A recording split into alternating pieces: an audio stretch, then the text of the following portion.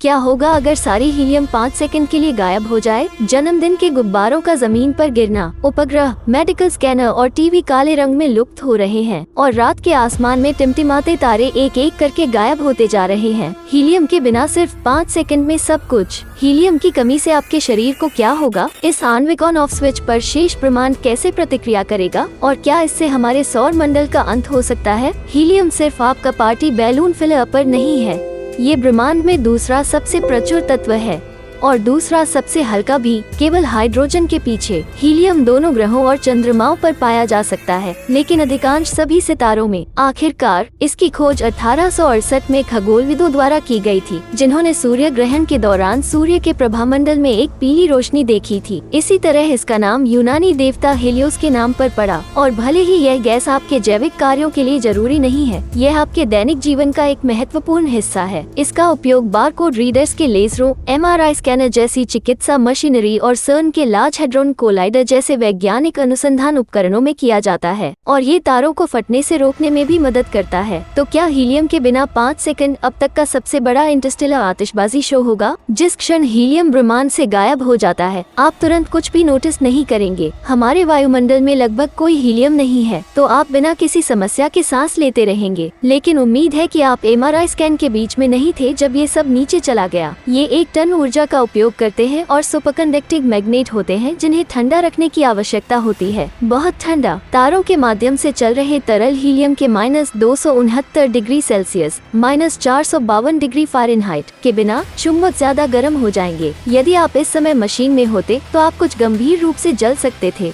सर्न के large hadron collider के साथ काम करने वाले वैज्ञानिक तुरंत इसी तरह के मुद्दे पर चलेंगे, सिवाय इसके कि वे अचानक 120 टन तरल हीलियम खो देंगे और अब उनके पास मशीन के कण बीम को चलाने वाले तेजी से गर्म चुंबक होंगे। और जाहिर है सबसे बुरी चीज जो होगी वो ग्रह पर हर जन्मदिन के गुब्बारे का तेजी से अपस्फीति है। ये बहुत दुखी बच्चों के लिए बना देगा। ठीक है, शायद ये सबसे बुरा नहीं होगा। इनमें से किसी भी समस्या की तुलना उस तरह से नहीं की जा सकती जो एक बार पूरी हीलियम के गायब हो जाने के बाद ब्रह्मांड के बाकी हिस्सों में होने लगेगी। हमारे सूर्य के केंद्र में हाइड्रोजन परमाणुओं के परमाणु सम्मिलन से हीलियम का निर्माण होता है, और थोड़ा सा भी नहीं। सूर्य प्रति सेकंड 700 मिलियन टन हीलियम का उत्पादन करता है। ये परमाणु सम्मिलन प्रक्रिया भारी मात्रा में बाहरी दबाव डालती है और किसी तरह समाहित किए बिना ये फट जाएगा, बिल्कुल हाइड्रोजन बम की तरह। अच्छी बात यह है कि सूर्य के विशाल गुरुत्वाकर्षण खिंचाव से आंतरिक दबाव बनता है। कोर के चारों ओर गैस मेंटल का यह आकर्षण चीजों को उड़ने से रोकने के लिए पर्याप्त संतुलन प्रदान करता है। अगर सारी हीलियम गायब हो जाती है तो इसके द्रव्यमान का एक बड़ा हिस्सा खत्म हो जाएगा और इसके साथ इसका गुरुत्वाकर्षण बल कम होगा। इससे वो कीमती संतुलन बिगड़ जाएगा। तो अब हमारा सूर्य विस्फोट की कगार पर होगा और आप इस बात पर भरोसा कर सकते हैं कि यह आपके और पृथ्वी पर वापस आने वाले सभी लोगों के लिए बुरी खबर है। लेकिन किसी किस्मत के साथ ऐसा नहीं होगा। 5 सेकंड ऊपर होंगे और हमारा सूर्य अपना दबाव बनाए रखेगा, क्योंकि उसकी सारी हीलियम एक बार फिर से अपने सही स्थान पर आ गई है।